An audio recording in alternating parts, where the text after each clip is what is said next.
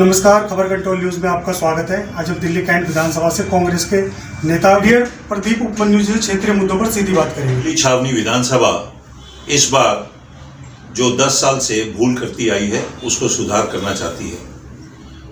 आम आदमी पार्टी ने इस बार यहाँ की नागरिकों को उनके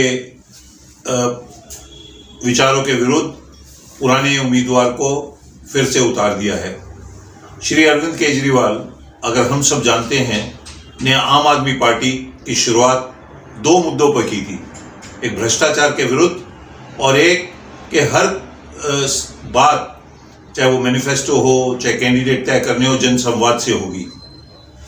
आज बड़ा दुख है और खेद है कि अरविंद केजरीवाल, जैसे कि सब जानते हैं कि वो गिरगिट की तरह अपना रंग बदलते हैं, उन्होंने अपने बिना जनसंवाद के, बिना किसी यहाँ के नागरिकों से बातचीत किए बिना अपने यहाँ पर एक ऐसे विधायक को फिर रीनॉमिनेट कर दिया है जिसने पिछले 5 साल में जन समस्या के लिए कुछ भी नहीं किया।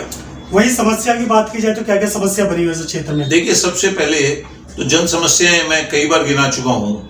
अब तो मैं जो गिना रहा हूँ वो बहुत साफ है कि केजरीवाल साहब जब आए थे भ्रष्टाचार की बात करते थे। आज मैंने उनको चिट्ठी लिखी है, अपना ट्विटर पे भी लिखने जा रहा हूँ कि जो एमएलए फंड है, एमएलए फंड हमारे विधायक ने यहाँ उसको यूटिलाइज किया है, उसकी जानकारी किसी भी वेबसाइट पर मुझे उपलब्ध नहीं है। मैंने बहुत जगह देखा है कि जहाँ एमएलए ने अपने बोर्ड लगा रखे हैं कि विधायक के फंड से किया गया है। जब मैंने कैंटोनमेंट बोर्ड में या एनडीएमसी में जाके जानने की कोशिश की कि इसका वर्क ऑर्डर कब इशू हुआ है, मुझे पता लगा कि उन्होंने इस प्रकार का कोई काम नहीं किया है। अभी किरवी प्लेस में विधायक ने अपनी जेब के खर्चे से या किसी ठेकेदार की मेहरबानी से रातों रात एक सड़क बिछाने की कोशिश की और जिसको सुबह कैंटोनमेंट बोर्ड ने तोड़ दिया या किसी एमईएस ने तोड़ दिया, मुझे नहीं जानकारी। अब वो 5 लाख, 6 लाख, 10 लाख रुपया कहाँ से आया? ये बहुत गंभीर मामला है। और केजरीवाल साहब जो भ्रष्टाचार की बात करते हैं, ट्रांसपेरेंसी की बात करते हैं, वो इस मुद्दे पे बोलते ही नहीं। जिनका विधायक अपनी जेब से 5 लाख, 10 लाख की सड़कें बना रहा है, तो ये बहुत गंभीर मामला है। पूरी नागरिकों को सोचना है, दिल्ली छावनी की विधानसभा को सोचना है कि वोट के लिए वो क्या क्या कर रहा है। अभी केजरीवाल साहब ने कह दिया कि 60 साल से ऊपर जितने भी नागरिक हैं उनको फ्री मेडिकल ट्रीटमेंट मिलेगा। 10 साल से वो क्या कर रहे थे? क्या केजरीवाल साहब ने कभी सोचा कि सरकारी अस्पतालों में एडमिशन कराने के लिए बेड खाली हैं? क्या फ्री ट्रीटमेंट मिलेगी? तो आदेश आपने दे दिया। सरकार का नोटिफिकेशन सरकार के मुख्यमंत्री नहीं देते हैं, एक पॉलिटिकल पार्टी के कन्वीनर देते हैं। ये किस प्रकार का गवर्नेंस है? ये तो बहुत ही पुअर गवर्नेंस है कि जहां मुख्यमंत्री बिल्कुल खामोश है, मौन व्रत पे है और उसके पॉलिटिकल पार्टी के कन्वीनर ऐसी भाषा बोलते हैं। अगर आप देखें तो जितने लोगों ने इंश्योरेंस करा रखी है उन लोगों को प्राइवेट हॉस्पिटल्स में बेड नहीं मिलते। गंगाराम में चले जाइए, मैक्स में चले जाइए, अपोलो में चले जाइए। यहाँ पर फ्री ट्रीटमेंट तो तब होगा जब हॉस्पिटल्स डबल बनेंगे। 10 साल में उन्होंने कितने हॉस्पिटल बनाए इसके बारे में बताएं। हायर एजुकेशन में उन्होंने क्या सब्सिडी दी?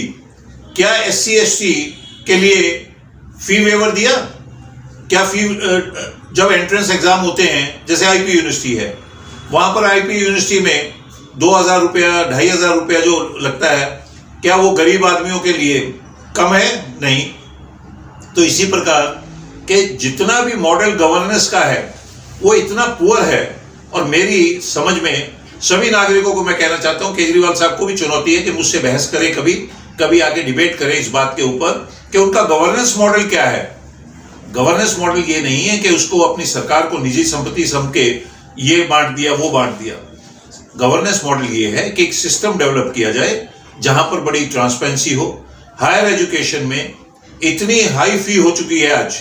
मैं प्राइवेट कॉलेजेस की बात नहीं कर रहा, मैं सरकारी इंस्टीट्यूट्स की बात कर रहा हूं। गुरु गोविंद सिंह इंद्रप्रस्थ यूनिवर्सिटी, चाहे वो अम्बेडकर यूनिवर्सिटी हो, इनमें जो एक फीस है 2-2 लाख फीस है, वो किस लिए होगी? सरकारी लैंड पे बने हैं, उसको सरकारी खर्चे के ऊपर वहां पर बिल्डिंग के लिए लोन दिया गया है, तो इतनी महंगी फीस क्यों होगी? क्यों वहां पर मेरिट बेस्ड बच्चों के लिए कम फीस नहीं होगी? प्राइवेट कॉलेजेस अपनी लैंड खरीदते हैं, अपनी बिल्डिंग बनाते हैं, उनको समझ आता है कि उनको हायर फीस चाहिए, पर जो गवर्नमेंट एस्टेब्लिश्ड इंस्टीट्यूट्स हैं उनमें इस प्रकार की फीस यह दिखाती है कि दिल्ली सरकार की पॉलिटिकल माइंडसेट और पॉलिटिकल अथॉरिटीज को कोई वक्त नहीं है कि किसी प्रकार की गवर्नेंस मॉडल को रेगुलेट करें। आज वो कल उन्होंने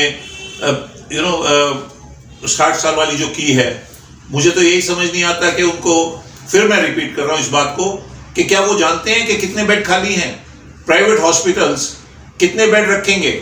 उनको सबसे पहले तो पेशेंट को एडमिशन जरूरी है, और पेशेंट को अगर हॉस्पिटल को ये पता है कि ये फ्री ट्रीटमेंट वाला है, तो वो कैसे रेगुलेट करेंगे उसको कि एडमिशन जरूरी दे दे? ये आम आदमी फ्री ट्रीटमेंट के लालच में सोचेगा बहुत बढ़िया काम हो रहा है, उसको यही नहीं पता कि फ्री ट्रीटमेंट कागजों में आदेश है, पर ग्राउंड पे उसको ट्रीटमेंट नहीं मिलेगा क्योंकि एडमिशन ही नहीं मिलेगा। बिल्कुल वही सर, वो दिल्ली सरकार ये भी कह रही है कि हर महिलाओं को 2100 रुपये दिया जाएगा। बहुत अच्छी बात है। मैं कह रहा हूँ 2100 ही फिक्स क्यों किए हैं, ये तो मुझे समझ नहीं आया। 5000 कर देते, कम से कम इतना पैसा तो करते। क्या पंजाब में मिल रहा है सर महिलाओं को 1000 रुपये? देखिए, मैं फिर आपको ये कह रहा हूँ कि ये इलेक्शन के लास्ट महीने में ये चुनावी जुमले हैं कि हम ये कर देंगे, ये कर देंगे। मेरा सिंपल सा मानना है कि आपके पास 10 साल थे, आपने वो 10, मैं तो पेंशन की बात कर रहा हूँ, मैं क्योंकि अभी राजनीतिक क्षेत्र में हूँ, अपने विधानसभा क्षेत्र में जाता हूँ, इतने बुजुर्ग मुझे मिल रहे हैं जो कह रहे हैं हमारी पेंशन नहीं लगी, और मुझे समझ नहीं आ रहा कि वो पेंशन के लिए उनको एमएलए के यहाँ क्यों जाना है? क्यों सरकारी दफ्तर में कोई प्रोविजन नहीं है कि जहां जाके वो अपनी पेंशन के कागज जमा करा पाए? अभी तक मैंने बड़ी वेबसाइट चेक करने की कोशिश की है कि जी निकल गई डेट। दैट मीन्स कि जिन्होंने फॉर्म नहीं किसी कारण से भर पाए वो पेंशन निकल गई। 5 साल में कितने लोगों को पेंशन दी है? सभी को पेंशन क्यों नहीं मिलेगी? क्या उस पर भी लिमिट है? ये सब की क्लैरिफिकेशन होना जरूरी है, और पूरी पब्लिक को पता होना चाहिए कि 2100 रुपया हर महिला को मिलेगा, या पहले जो 100 लोग आएंगे, 1000 लोग आएंगे, उनको मिलेगा। और अगर पैसा ही देना है तो आप ऐसी राशि दीजिए, 5000 कम से कम कर दीजिए, 10000 कर दीजिए। आपको अगर नौकरी नहीं देनी, अच्छा तो ये होता कि महिलाओं के लिए, वो बुजुर्ग महिलाओं के लिए ये रखते, और जितनी बाकी महिलाएं हैं उनको रोजगार देते, चाहे आंगनबाड़ी में देते, चाहे बस में जैसे मार्शल्स हैं उनका करते। सारा कहानी ये है कि अरविंद केजरीवाल साहब को गवर्नेंस आती ही नहीं। उन्होंने आईएएस की नौकरी पास की है, पर मुझे नहीं लगता कि उनको एडमिनिस्ट्रेशन की बहुत जानकारी है, और शायद यही कारण है कि उनका और एलजी का अधिकतर टाइम झगड़ों में निकल गया है, जिसके कारण आम जनता को तकलीफ उठी है। अगर आप याद करें 15 साल का वो पीरियड जब श्रीमती शीला दीक्षित मुख्यमंत्री थी, तब भी लेफ्टिनेंट गवर्नर के पास ही पावर थी। तब शायद आम नागरिक को यह नहीं पता था कि दिल्ली के लेफ्टिनेंट गवर्नर कौन है, क्योंकि दोनों ने आपस में कोऑर्डिनेशन ऐसा कर रखा था, और मैक्सिमम जितना भी काम था वो मुख्यमंत्री पॉलिटिकल अथॉरिटी के रूप में एलजी के यहाँ अपना पर्सनल इक्वेशन थी, पर्सनल उनका रिलेशन बना रखा था। और उसके तहत अब आप जबरदस्ती एक ऐसी सिचुएशन बनाएंगे जहां पर के एलजी और आपका झगड़ा होता रहे, फाइनली उसका नुकसान क्या होगा? देखिए, 2100 का जो जुमला है, अभी तो मुझे जो जानकारी है, मेरी समझ आई है कि 1000 रुपया मिलेगा। 2100 का एक उनके मन में दिमागी उपज है, जिसको वो चुनाव जीतने के बाद उसको लागू करेंगे। मेरा ये सोच है कि अरविंद केजरीवाल जैसी सोच हमारे डेमोक्रेटिक सेटअप में बहुत ही खतरनाक है, क्योंकि वो जो कहते हैं वो करते नहीं। आज आम आदमी पार्टी एक डेमोक्रेटिक पार्टी नहीं है। डॉक्टर भीमराव अम्बेडकर साहब के संविधान के तहत राजनीतिक पार्टी की रिकॉग्निशन हुई है, पर मेरा जो जनरल एक्सपीरियंस है कि आम आदमी पार्टी एक निजी दुकान की तरह अरविंद केजरीवाल चला रहे हैं, जहां कोई जन संवाद नहीं है, सिर्फ एक तरफा है। और उनके मन में जो आता है, क्योंकि 2100 जो उन्होंने कहा उसके ऊपर कोई गवर्नमेंट का पॉलिसी होनी चाहिए कि कैसे होगा, फंड कहाँ से आएंगे। अब इलेक्शन के बाद जैसे पेंशन मिलनी थी जो पिछले 5 साल में, वो काफ़ी साल बंद रही है। जो एग्जिस्टिंग प्रोविजंस हैं उन्हीं को वो इम्प्लीमेंट नहीं कर पा रहे, क्योंकि उनको गवर्नेंस के रूप में हर वक्त झगड़ा रहता है। अब वो जो फाइल जो कानूनी रूप से वो एलजी के यहाँ से अप्रूव होनी है, उसको वो अप्रूव करना चाहते हैं। तो मुझे ऐसा कोई नोटिफिकेशन अभी देखने को नहीं मिला जहाँ पर कि 2100 का नोटिफिकेशन हो। ये एक राजनीतिक बयान है जिसको अभी मैंने आज तक 10 साल तो उनकी सरकार रही है ना सर। आज तक के एजेंडा में अगर आपने देखा हो तो उनसे एक सवाल पूछा गया कि आपने क्या वादे किए थे। उसमें राजदीप सरदेसाई थे, इस बार आज तक एजेंडा में एक और कोई एंकर थे। उनसे कहा गया आपने 3 वादे किए थे कि आप नदी को साफ करेंगे और अगर मैं ना साफ कर पाऊं तो 2025 के चुनाव में मुझे वोट ना दीजिए। दूसरा उनसे था कि हर घर में मैं नल का लगवा दूंगा। तीसरा था यूरोप जैसी मैं सड़कें बना दूंगा। और यमुना की सफाई। और उन्होंने खुद माना कि ना तो मैं यमुना की सफाई कर पाया हूं, ना सड़कें बना पाया हूं, ना ही मैं पानी दे पाया हूं, पर अगले 5 साल और दे दीजिए।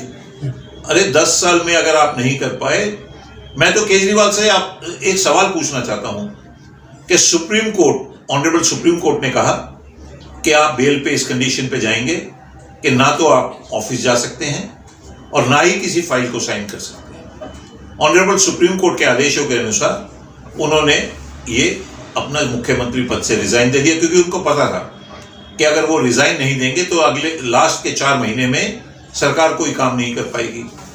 अब अगर वो चुनाव में जीतने की बात कर रहे हैं तो वो किस प्रकार से ऑफिस जाएंगे, वो किस प्रकार से फाइलें साइन करेंगे? क्या वो बता सकते हैं कि क्या वो ऑनरेबल सुप्रीम कोर्ट के आदेशों के अनुसार वो फाइल साइन कर पाएंगे? क्या ऑफिस जा पाएंगे मुख्यमंत्री के? अगर नहीं तो क्यों इस प्रकार के जब रिजाइन किया और आज की स्थिति में क्या ऐसा बदल गया कि वो मुख्यमंत्री बनने की सोच रहे हैं? तो क्या लगता है सर, परिवर्तन होगा इस बार दिल्ली के अंदर? देखिए, दिल्ली के अंदर परिवर्तन की मैं बात नहीं करता। दिल्ली कैंट विधानसभा में हर हाल में आम आदमी पार्टी का विधायक इस बार सुपड़ा साफ होगा।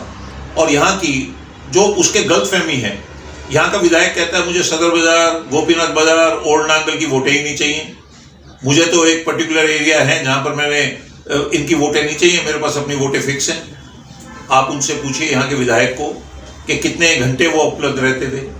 आज उनके साथ आप पता कर लीजिए कि कोई यहाँ का उनके साथ कितने व्यक्ति उनके साथ चल रहे हैं। बड़ी हैरानी है कि इतने बड़े पढ़े लिखे विधायक अपने एमएलए फंड का बोर्ड लगा लगा के गलत इस्तेमाल कर रहे हैं, क्योंकि कई ऐसी जगह हैं जहाँ एमएलए फंड इस्तेमाल नहीं हुआ।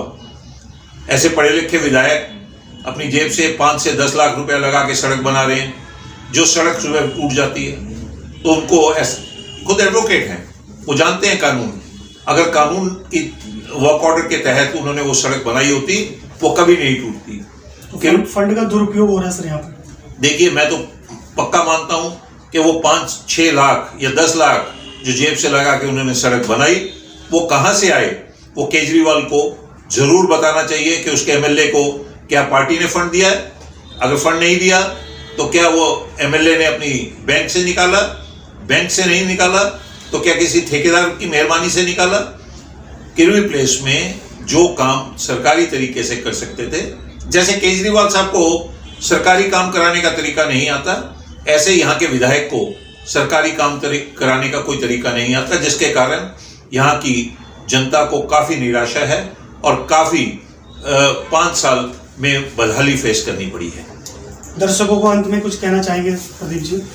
मैं दर्शकों को और दिल्ली छावनी विधानसभा के नागरिकों को एक ही विनती करूंगा कि इस बार एक परखा हुआ इंसान, जिसको आप परख चुके हैं, जिसको आप सुबह शाम कभी भी अपने काम के लिए पकड़ सकते हैं, जो आपके बीच ही रहता है, जो किसी भी स्वभाव में अपने आप को आपसे भिन्न नहीं मानता, आपके बराबर का मानता है, जो आप कभी उसके घर जाएं तो आपको बराबर की कुर्सी दे के आपका हालचाल पूछता है, आपके परिवार के बारे में जानता है, ऐसे व्यक्ति को आप अपनी वोट दें, ना कि आप किसी आम आदमी या ऐसी पॉलिटिकल पार्टी को दें जिसने 10 साल में दिल्ली कैंट को तबाह कर दिया। बहुत बहुत धन्यवाद प्रदीप जी, आपने समय निकाल के हमसे बात की। शुक्रिया, धन्यवाद आपका। Thank you.